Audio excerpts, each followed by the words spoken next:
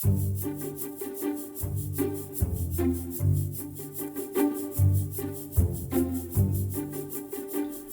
and welcome to Politics at Jack and Sam's, the podcast that predicts the week ahead in British politics and then cooks an enormous dish of humble pie should we miss something out. My name is Jack Blanchard from Politico, and with me, as always, is the great Sam Coates of Sky News, and I'm here to tell you that the pie baking is going really well in our house. That's because this episode was never meant to take place, because there's a parallel universe in which Parliament was meant to be in recess and you were meant to be on holiday in Anglesey and I was meant to be having a few days off with the kids. How's the holiday going, Jack? Well, I can see the sea from my window here. The sun is shining on the beach, which I am not sitting on. And I have not stopped working since I got here, Sam. It's an absolute half-term delight, thank you. My plan's also in the bin. Sorry, everybody here.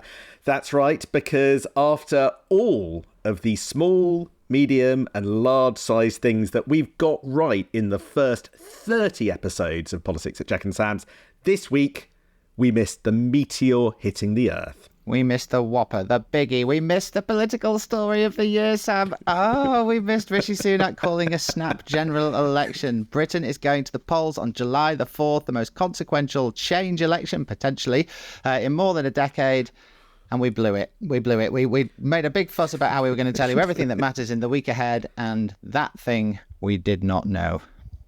I could kind of bet that there are more than a few people tuning in just to see whether we confess to our crimes and how we handle this epic fail. You know, some people have said after weeks of smug lists of what we got right, it's only right that we return to our listenership head bowed an account for what happened. And you're the man to do that, Jack. Oh, thanks, mate. I really appreciate that, Sam. I was sort of toying up whether to read out the WhatsApp message you sent me on Tuesday where you were saying how well the week was going and how everything you predicted was coming true and how it was almost a bit boring, you said, Sam, that everything was just right. I hate it when the week goes like this. You said, well, aren't you lucky? Aren't you lucky that Rishi Sunak came to the rescue on Wednesday afternoon? I've been thinking about why we missed this. Obviously, in a way, all the signs were there and you could see it. And we were talking about it. Rishi Sunak went into a sort of political overdrive in the last few weeks, suddenly was making big speeches on welfare. There was that big defence spending announcement, that frankly weird trip to Austria on Tuesday where he went for about an hour just to find someone who liked his Rwanda policy and praise it and then fly back again. I mean, these are all the actions of a man essentially in an election campaign. And we did say last week, God, doesn't it suddenly feel like we're in an election campaign? But we still didn't put two and two together and say, oh, actually, maybe we are. And the reason I think for that, Sam, or but certainly on my part, and you can speak for yourself, the overwhelming reason why I just did not see this coming was because of how overwhelmingly outrageous it is to go to the polls when you're 20 odd points behind and you don't have to. This has never happened before. Prime ministers who are almost certainly going to lose, they cling on until the last minute. And all the people around Rishi Sunak who you talk to will tell you that's what he was planning to do. This could be an absolute catastrophe for Rishi Sunak. Maybe not. Maybe he's a genius. Maybe Oliver Dowden is this scheming, brilliant mind who has figured out a way to turn this around with a snap election. I'm not saying that can't happen, but it's very unlikely and it's very risky. And everything we've seen about Rishi Sunak to date is that he is not a big risk taker. So frankly, I am surprised.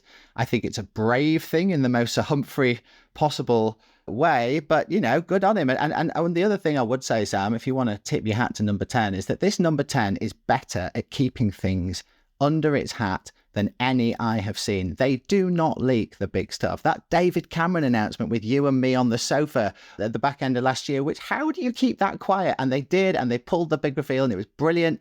And they've done it again to everybody on Wednesday. And if nothing else, those guys can keep a secret. Fair play to them. I also think I became a bit numb to election rumours. We've sort of discussed it so many times on the podcast, in private, in our day jobs. There were moments it felt likely, but it felt like everybody collectively after the local elections took away exactly the wrong lesson, which was you couldn't possibly go to the country after that set of locals. And it suddenly felt a bit ridiculous to do the reverse. But let me just tell you an anecdote that speaks really, and actually this weighs quite heavy. It's a frankly devastating semi-secret, which is before last week's podcast, we did actually have an exchange about whether or not we should talk about an election being imminent. I wasn't going to bring this up, Sam. I didn't want to put you on the spot, man. But yeah, I think one of us did raise the idea. Now, which one of us raised the idea? I'm struggling to remember now. So this would be you, Jack. Yes. You picked up on this tweet, which frankly is going to go down in history as the one little bit of predictive accuracy. So you sent me a tweet by the glorious, foresighted colleague from the Financial Times, Lucy Fisher, and she put on social media on Saturday lunchtime, so just a week and a day before we're recording this, and the message said, Tory bosses at CCHQ held crunch talks on Monday to work out the money/funding situation for a potential snap election before the summer recess. It has naturally sparked a new wave of speculation about Sunak calling a snap election next week when inflation figures drop on Wednesday. There you have it. Well done, Lucy. You got it in a tweet, but you got it, and you were right. And you messaged me at 9:31 on Saturday night to say, and just for balance, it's worth repeating what you said to me. Just noticed this message. Do we have to do this rodeo again? Now, I must admit, it was written with quite a weary heart, Sam, and not just a weary heart. I think I've been out all afternoon at some street party as well, so I can't say I was in the best shape at 9:31 p.m. last Saturday night, and I didn't realise I needed to be. I was just sort of flicking through, looking for things we ought to talk about. I wouldn't say I was like, the election's on, Sam, but I did sort of think, it sounded interesting. I actually picked it up and I messaged somebody in number 10 about Lucy's reporting, and they replied that Saturday night. Best to speak to Conservative headquarters, but I think this was just a monthly board meeting, nothing to read into it at all. Youch. Well, that wasn't true, was it? That's what I think you call in the industry bollocks. I'd be a little bit more charitable. I think that it wasn't an out-and-out lie, and at these moments where you're dealing with somebody who absolutely can't tell you a big secret, it wasn't quite a lie, but it certainly downplayed it. It did feel a bit like it might be one of those election rumours that's just gone running around all year. But I was conscious that reply didn't actually definitively rule out what I was asking. So I went back to this person and pushed them. I was like, cool. Can I say no snap election next week just to snap everybody down? So this is a week last Saturday, and I just want to shut everybody down. Can I say no snap election last Saturday night? And I got no reply until 10:52 the next morning, when the person in number 10 replied, sorry, I fell asleep. Oh, asleep. My goodness. Yeah. Outrageous. And I could see that this wasn't an answer to my question either. But at that stage, I was actually running the Hackney Half Marathon. Did I mention that? Doing it for charity. And I was about a third of the way round the course, having already recorded the podcast with you 2 hours earlier, much earlier than normal. So I left it. I sent the person number 10 a picture of me running round, and as I was trudging round, and just forgot all about it. And frankly, Jack, I am kicking myself. Sam, we weren't the only ones to miss this. Pretty much everybody who works in the lobby was not across this. There have been some people talking about summer election from time to time, but no one saw this coming. Now, why is that? Like, why did nobody get this? I mean, it didn't feel like an election week, did it? And I have to say, people in number 10, people in the campaign, MPs that you talk to, most of them either didn't know it was coming or they are really, really good liars, right? I mean, that was basically it. The hints were not there that you would normally expect to see. No, look, the budget announcement, the budget reception, the local elections didn't look like launch pads. Nobody saw it. The Labour bus was in the garage when it was announced. A lot of people, I think, took their cue from the Tory campaign chief, Isaac Levido. A lot of people seem to come away from conversations with him thinking it would be the autumn because economic news might be better, something might have turned up, maybe the polls wouldn't be so bad. Now, I wasn't in those conversations. I can only tell you what's endlessly repeated to me, and I think that how he played that is quite interesting. And when I come on to tell you in a moment kind of what actually was going on behind the scenes, it seems like he was playing a slightly different role, but everybody had collectively decided it wasn't happening and had took away signals that they were right in that. The only small consolation prize we can take, Sam, is we were not the only podcast to get this wrong. I sort of cheered myself up as I was trudging across London at about 4 a.m. on Saturday morning on my way to North Wales to see an enormous poster and the Underground to see The Rest is Politics. Have you ever heard of that? Apparently it's a political podcast, The Rest is Politics. Never heard it myself. It's some old guys talking about it's in the same charts as us. I don't know. Anyway, they're doing an election tour, those two guys, and it starts in October at the O2. So head yourself down to the O2 in October and you can see Alistair and Rory talking about the coming election. Anyway, Sam, you actually had a definitive readout, have you, from Number 10 about what did happen now that they're going to tell us the truth, or a version of it? Why don't you just talk us through how this decision was actually made? Look, they're quite upfront in Number 10 about it. Oh, finally a bit upfront in Number 10. Thank you. Sorry, I didn't get to the end of my sentence. They're upfront that it's a finely balanced argument and there was a case to make both ways. But here's the really fascinating bit about the way they talk about it. They say one of the big things that motivated Rishi Sunak to go now was the fact that he was doing, in his view, and Isaac Avida's view, big things. Welfare announcements, defence spending, long-term workforce plan. But they found people weren't listening. They found the polls weren't moving and they weren't getting a hearing, huge amounts of apathy. And they were concerned. They were doing all this stuff, but people were too switched off to notice. And they think that they wanted to change the hat by calling election to ensure people are paying attention, which is quite a bold call and an interesting admission. That is an extraordinary admission, isn't it? I mean, imagine a government that makes massive policy announcements and nobody cares and nobody listens because they're so switched off. And the only way that you can get people's attention leaping up and down is to literally call a general election. And at that point, people will listen. I mean, I get it. And in a way, I remember, maybe it'll work, but it doesn't bode well for as a starting point for that election, does it? No. Well, let's see. We're only on week -5.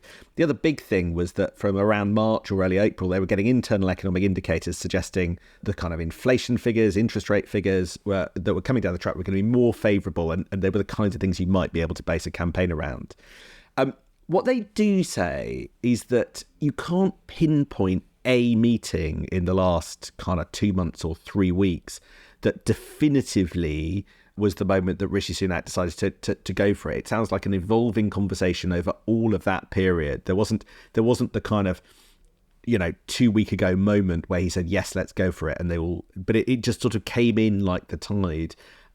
But they were hopeful that they'd be able to catch Labour by surprise and definitely didn't want to be dragged unwillingly into an early election. So this was their idea for getting on in the front foot. Which is all well and good, although you have to say, if that was the idea, the first 4 days don't feel like they've been a total triumph for the Tories. If your idea was to get off on the front foot. We all saw the images on Wednesday, and there is a danger of the campaign narrative being set in that moment, I think, with Rishi Sunak looking drowned in the rain, an image so bad that Labour were just putting it out on their own social media. And that is not the sign of an election campaign not going well at all. I was getting lots of messages from Tories on Wednesday just asking what on earth was going on.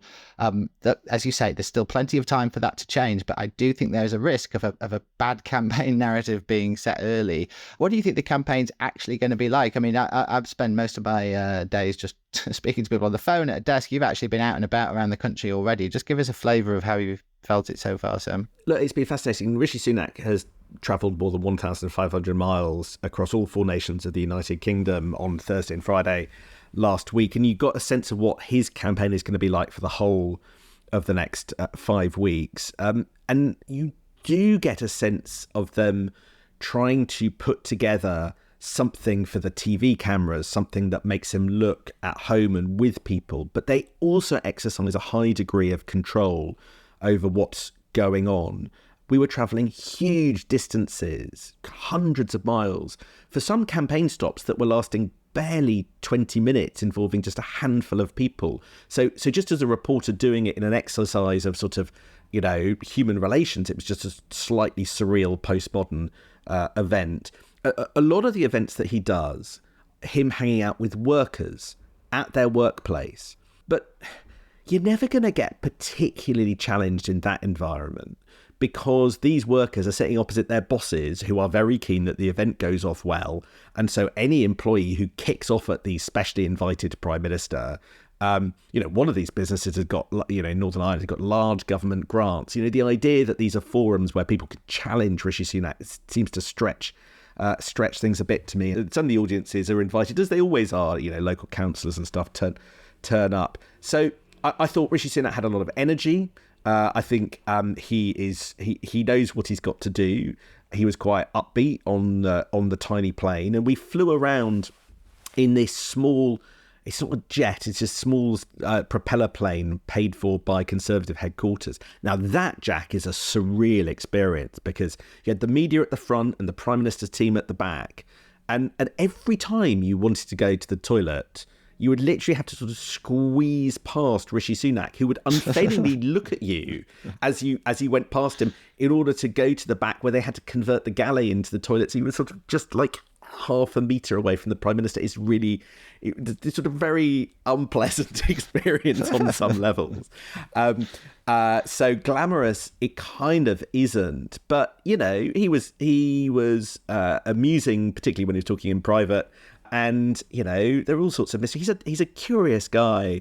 One of the big mysteries is he does have a little bit of a sugar addiction, but he eats one finger of Twix at a time. And the question that dogged us for really half the trip is, what does he do with the other finger of Twix? Well, you've got 5 more weeks on Rishi's plane, Sam, to try and figure that out. Rishi Sunak's obviously a very energetic person. He puts a lot of time and energy into things that he does. You can imagine him doing a lot of hard campaigning work the next few weeks. This is his career on the line, after all. I'm still not sure he's a naturally great campaigner or communicator, though. He'll put the quantity in, but we've already seen a couple of pretty sad faux pas when he's come into contact with the actual general public, and it does feel a bit like they won't be the last that we see. Keir Starmer, on the other hand, and we should talk about Labour a little bit, of course, very different set of circumstances he's in. He doesn't want anything to change, and so I think his campaign, he doesn't need to force this unless things start to go badly wrong. Maybe the polls will start to suddenly move, and that feels different in a week or two, but at the moment he just needs to be out there trying to keep this campaign as steady as it can. And that's what we heard from Rachel Reeves on the Sunday shows today. There's not big new Labour policies being announced trying to catch your eye. And I don't suppose there will be many big Labour policies announced over the next few weeks either. The idea for Keir Starmer is just to be seen talking to the people, looking calm and not messing this up. He's a striker with a, proverbial open goal in front of him. And he's just got to stick it in the net, hasn't he? I think that's right. But again, if I could just be a little counterintuitive, we have in the recent past seen campaigns that don't go the way that we all assumed they would in the beginning. And whether it's Rishi Sunak's launch, in 4 weeks, if something's happened, maybe Labour have come under intense pressure on policy positions that they weren't expecting and have had that wobble. Maybe the drowned rat outside Downing Street suddenly looks like the guy battling against every force trying to hold him back, but with those plucky, energetic instincts succeeds. Meanwhile, that slickness of the Labour campaign, could a narrative get established that it's slick but superficial? But look, I'm not saying that that's likely. It just is a possibility. I haven't yet done any time with Keir Starmer and the Labour team, but my colleague Beth Rigby did spend some time in Scotland and elsewhere with Keir Starmer and with his team this week and has sent me this voice note about what it was like. So I went to Glasgow and then the Northwest with Starmer on Friday. These are big battleground areas for Labour. And I have to say the campaign so far, it's buzzing, it's slick, and it's very professional. There were so many Labour operatives swarming around like bees in both of them. He seems to have a constant minder in order to watch out for gaffes.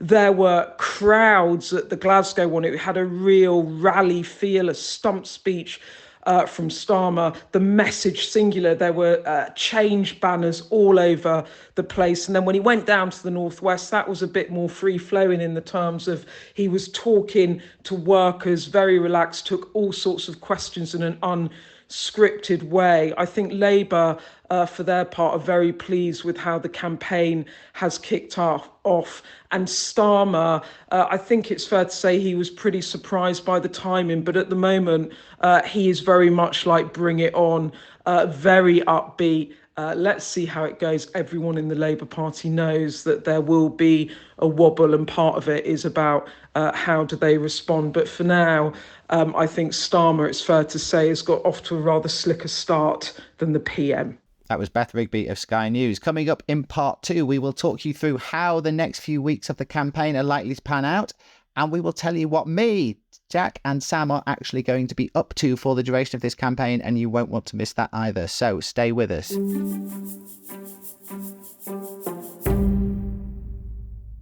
All right, now we promised you a run through of how this campaign is actually going to go. There is a lot that we don't know, but there are some things that we do know, some very important dates that you all need to have fixed in your heads as we stand here on Sunday afternoon looking ahead to a July 4th general election. Now, Sam, you're insisting that we call the week of the election week 0, which I think is like some sort of weird military thing, but that's fine. We can run with this. But if we work backwards from the election as week 0, that makes the week coming up election week -5, right? And that helps you to sort of count down the weeks to the election itself. Now, polling day takes place 25 working days after Parliament is dissolved. That's this coming Thursday. Now, weekends, bank holidays, they don't count as working days in that period. But on Thursday, as I say, Parliament will be dissolved. That's when all of our 650 existing MPs, they officially stop being MPs on that day. They're not allowed to call themselves an MP after that point. Parliament, though, has already been prorogued. It was suspended at the end of last week, so there's no more sittings. We are done with sitting in the chamber, listening to those guys talking. All the legislation has now either gone through Parliament, it's going to go through Parliament, or it's died a death, and it's going to be up to the next government to decide whether to revive those bills or to start again with something fresh. The possibly biggest thing that's going to happen in this campaign are the manifestos. There will be some surprises in both. Now, those manifesto launches are probably likely to take place as a bit of a window between the 5th and the 16th of June, based on how they've gone before. So that's week election -4, or at a stretch election -3. The Tories seem intent on dripping out different announcements in the run-up to theirs. So you had their national service announcement, or, as far as I can tell, hungover teenagers going to fire service at a weekend for unpaid work. Lucky fire service if they don't want to actually go into the military. So they're dripping out their policies all the way through. Let's see how Labour organise theirs. Their process is more complicated because Labour has to consult with lots of different organisations, including unions, at a meeting called the Clause 5 meeting, which has to take place before it goes to the public. So that will happen as well before Labour can put out their policy document. And I have to say, Sam, the words Clause 5 meeting just bring this special joy to my heart. But in a former life, I used to work for the Daily Mirror in the lobby, and a guy called Kevin Maguire, who's worked there for years, probably seen him on broadcast, he's a great man. When I took over as the political editor, he said to me, right, Jack, it's a general election in 2017. There's something called a Clause 5 meeting where all the Labour lot get together and agree their manifesto. And what that means is that at that point, there are 30 or 40 paper copies of that manifesto circling around in a room. They exist in paper form. And what that means is it's your job to get hold of one before they publish it. No pressure. I was like, right, okay, let's see if I can do that. And you did. And amazingly enough, there were so many people in 2017 who disliked the Labour leadership that one of them was prepared to give me the thing.